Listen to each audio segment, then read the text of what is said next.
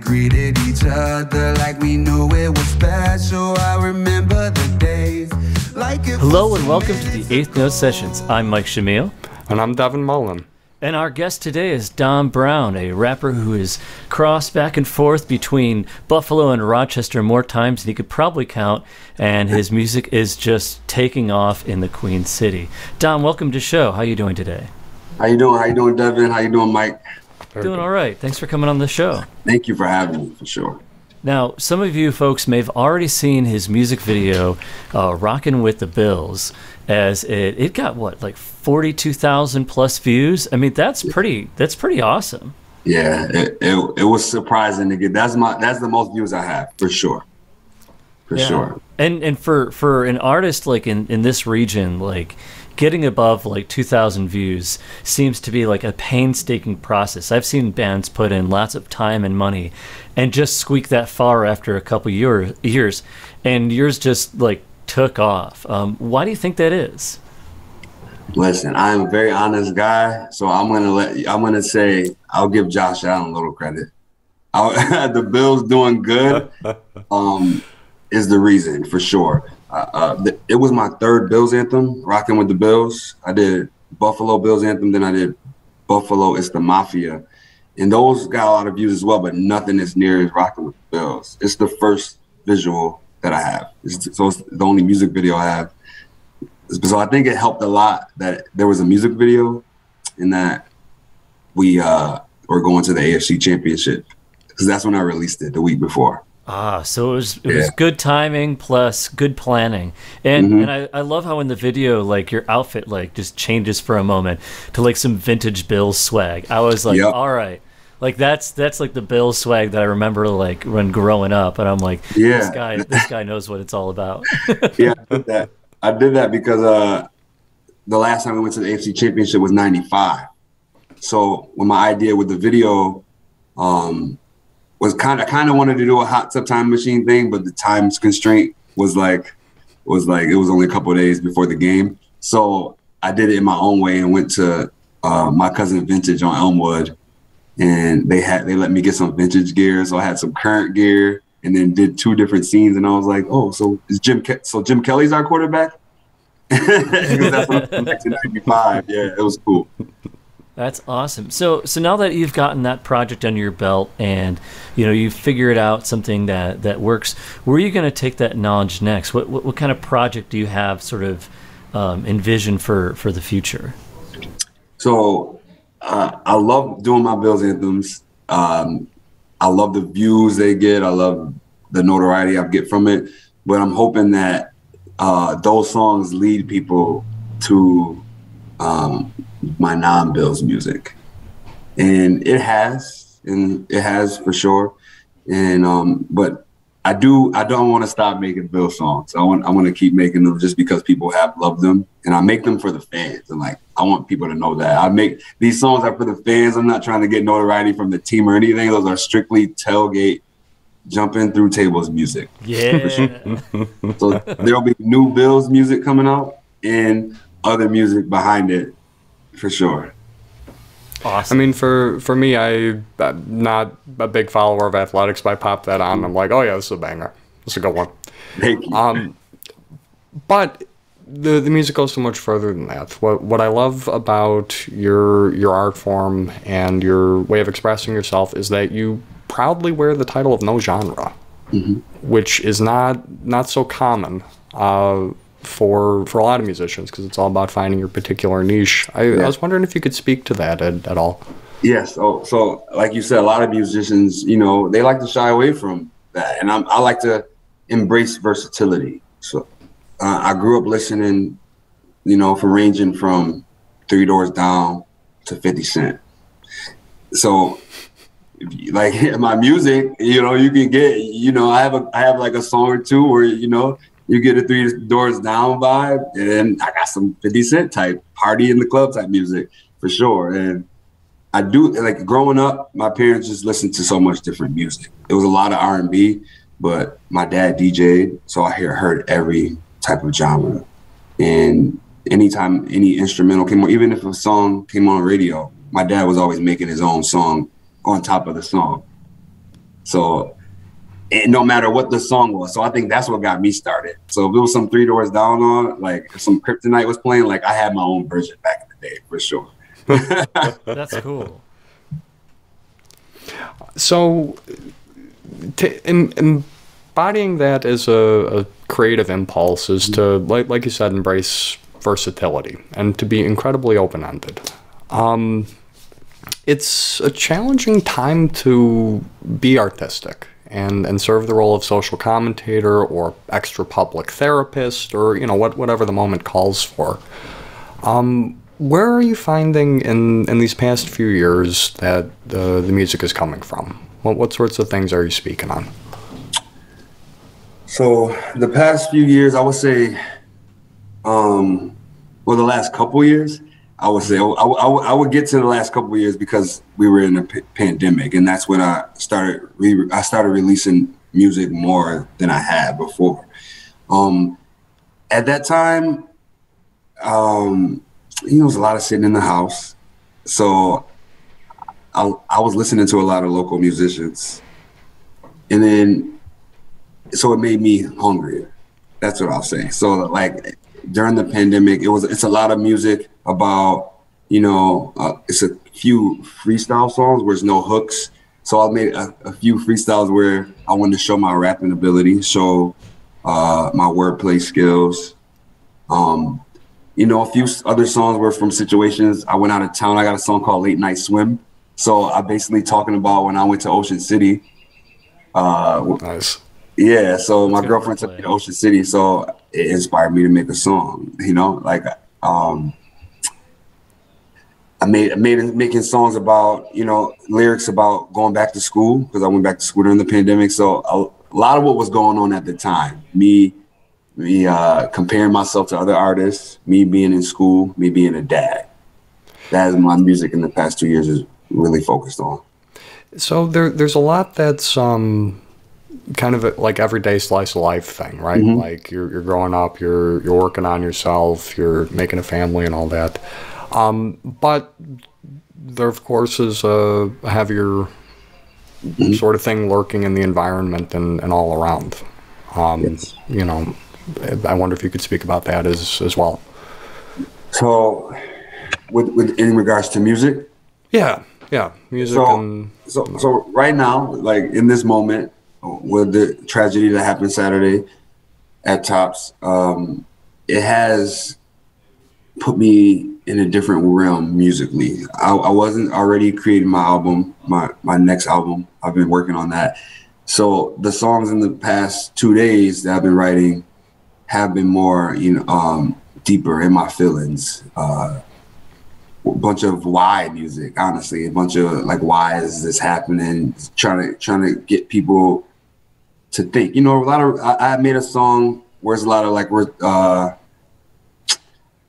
rhetorical questions, basically. Like they're not meant to be answered, but they're meant to be thought about. And that's the type of stuff that right now I have been writing. Who knows if I'll put it on music and like on an instrumental, but as of right now, like I do plan on it.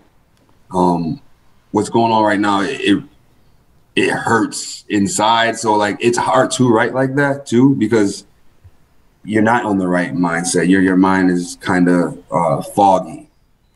And so my mind is kind of foggy right now. And I'm still trying to write because say if I don't like what I wrote, I will use some elements of it still.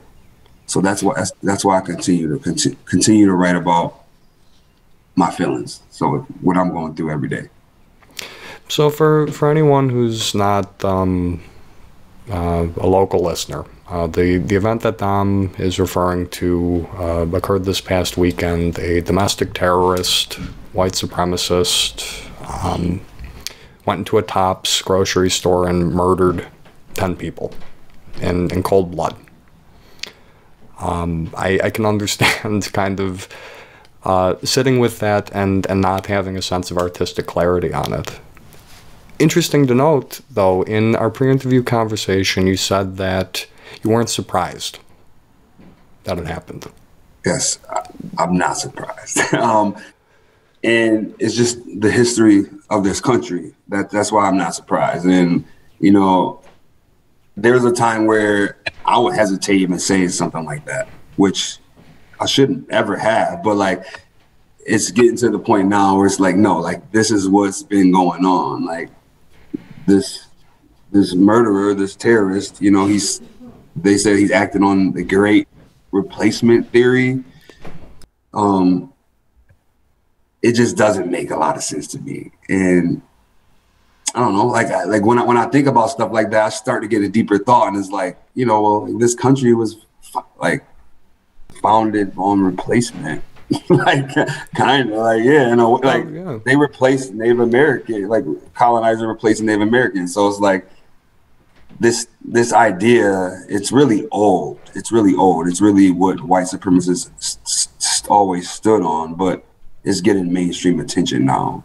It's what, you know, ever since, like, you know, people would always say, you know, in the South, they would say, oh, it's like a one drop rule. If you got one drop of black in you, you're black to society. And and that means when people say that, that means that you are going to be treated differently. You are going to have a different goalpost.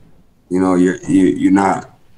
You're gonna. Some people might have a head start, but we're basically starting the negatives in a way.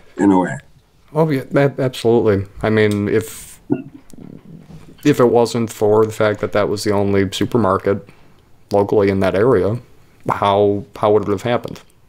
Right. You know, he specifically Googled where the highest population of African Americans stay, and it hit close to home because my daughter lives in that zip code. So it hurts because it's so close to home. It just hurts because of the reasoning. Hurts.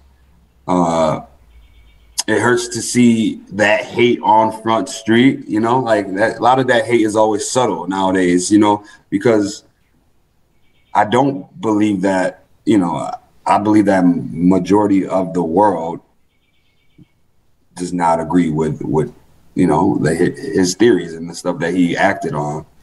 Like, that is not what the majority of the world thinks. But you would think that from the media lately. But like, I know, like, there is a small group of people who think like this, but they are dangerous because they are acting as terrorists.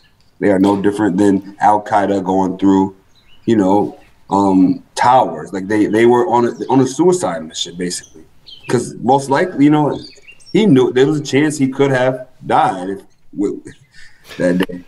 Yeah, I mean that's a whole other, you know, well, that's another conversation, but for sure, like. So, you know, living in a society which, by all assessment, is a kind of apartheid. Mm-hmm. Where we have two separate legal systems, two separate economies, two separate communities divided by, you know, infrastructure itself, the Kensington Expressway. This has to be even more challenging for you because you're also an educator. Now, outside of, you know, your job of educating, do you ever just get exhausted with having to educate people on your experience with things? So it depends on the person that I'm educating. A lot of the time I find myself educating in anger after someone has made a comment that, you know, really hurt deep down, like a racist comment online under the news posts and stuff. I will get really mad. I try to educate, but it's always in anger. I do love having those conversations with friends that don't understand, that want to understand. Now, educating people that want to understand is fun because when someone's listening, like they want to listen. And, you know, in the bigger picture, it doesn't feel like anyone's listening. Like, doesn't feel like, you know, these problems are big enough for the world to tackle. You know, like that's how I feel.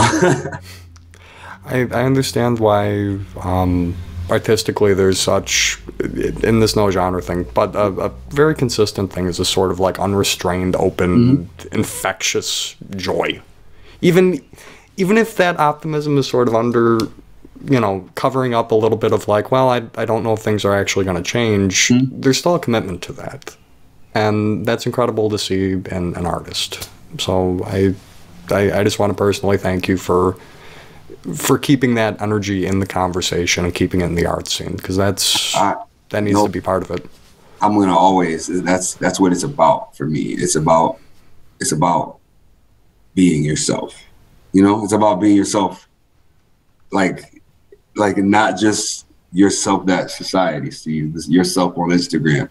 Like being yourself, like behind closed doors too in the music. Like that. Like I told you in the pre-interview, like I'm not 100% open to my music. I might be like 80, but I think the moment, you know, I feel like if I started seeing more income, I would definitely, you know, spill my life out. Like I don't want all my life on iTunes and Spotify, right?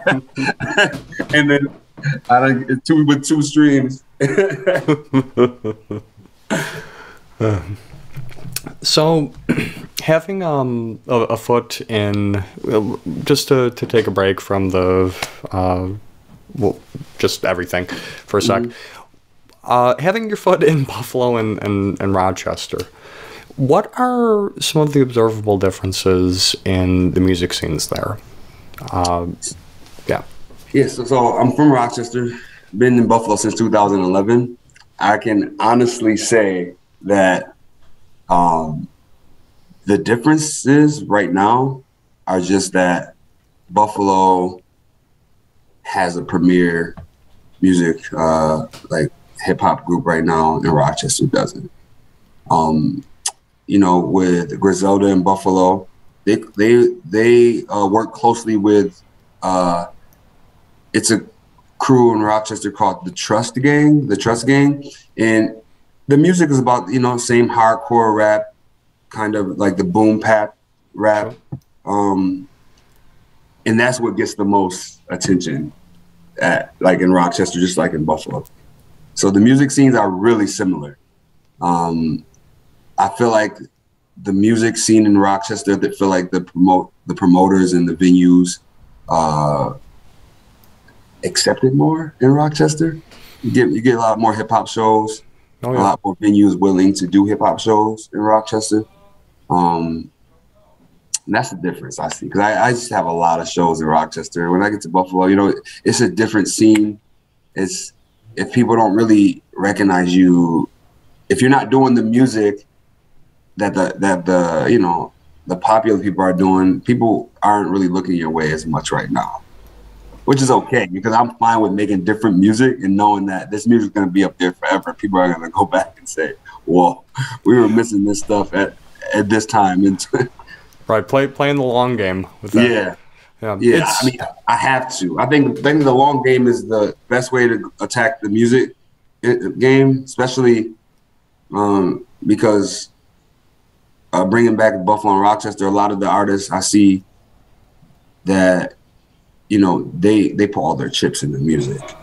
I feel like I can't do that. I have a 9-year-old daughter. I need to be working. So that's why I work at a middle school. I need to be working. So music is not like full time for me, which I wish, like, of course, if it was, like, it would be, I feel like I would definitely be bigger, but the sacrifice, I'm not willing to take the sacrifice of being down and broke when I have a kid. I understand that. Yeah, because that's, I mean, at that point, you know, you have to really weigh such important things. And it makes a lot of sense. It's like going to the casino, man, like, and just with $100 in your pocket and saying like, oh, I know I'm going to leave with something, but like, probably most likely, no, you're not. The percentage of anyone being a huge music star is small, and I know that, and that's why I'm at the point, like, if it happens, it happens. But I love music so much, I'm going to continue to do shows like forever, for sure, forever. That's a healthy mindset. You know, you're right. A lot of artists don't get big. I mean, you know, even getting to the point where you're a regular touring artist at the national level and making a sort of steadier income as a musician, they still aren't making a lot, and they put a ton of time into it. I mean, it's more hours than a full-time job whenever I talk to musicians that are at that level. You know, they express they're like, you know, I'm doing social media, I'm doing this, I'm doing that, you know, I'm recording and writing and traveling all in the same day, every day of the week. On time constraints too. Yeah. A lot of that stuff's on time constraints, not on your own time. So yeah, I know it can get stressful. Like, I definitely understand that it can get crazy stressful. And at the same time, I imagine that the thought of not doing any music at all just sounds awful. I tried it. I was, to give you a little backstory, I was done with music and before I dropped Rocking with the Bills. Wow. I was done with it. And I seen that a few other people were doing Bills anthems that year, and I was like, I had to release another Bills anthem. Everyone was asking me, but I kept saying, no. I don't know if I'm, you know, pandemic really had me down, like a lot of, early, and I'm like, no, I don't know. And then I did, and like, that was kind of like a reviving moment. Like, people were like, oh my God, this is amazing. Like, to this day, like, I walk somewhere and they're like, oh, like, you make the Bills song. And it's like, yeah, that's me. It's me. Oh, wonderful. Well, I think we're just about at time here. Dom, I want to thank you for coming on the show. You're doing a phenomenal job with your music, with your art. Keep doing it. We're rooting for you. Appreciate you. Shamil, the last question's yours. Yeah. So in the song "A Clout in the City," you know, you talk about how you're not even in your home city anymore, and you're starting to really take off more. Do you, in that song, didn't that come out a couple years ago, if I'm correct? Yeah, it came out last year, maybe last summer. Yeah. Do you feel that as time has passed, do you feel that momentum that you were feeling at that time, has it started to increase? Do you feel like that momentum is just kind of like steaming forwards even faster now? Yes. So I do think the momentum is steaming forward. I wouldn't say too fast, but I think it's at a pace where I think is perfect for me, because I don't find myself really stressed out over it right now. So I know it's moving at a good pace. I feel like when I wrote that song, I was definitely feeling myself. It feels very confident when I listen to it. Yeah, I was very, like, those singles I was dropping in 2021, like that, I was at, my confidence level was up here because I felt like I was hearing music that really wasn't versatile, didn't have real song structure. I'm big on song structure. I'm big on songs having hook, verses, and bridges. I am a big firm believer of songs having like bridges, and like, so like that type of stuff really gets me hyped with that. So with the Clout in the City, like, the momentum is still going how it was when it's more than it was when I recorded that song. Because awesome. I did that song before I performed for Rick Ross. So I would say after that Rick Ross show, performing Bill's music there, like, things have been like, people have been asking me, when are you dropping? When are you dropping? When are you dropping? And, you know, like every musician, soon. Goes back to furiously editing away in Pro Tools. Thinking in your head, you don't even know if you want to release this song. No, one more thing though, the problem. So what I think sets me apart from other artists is that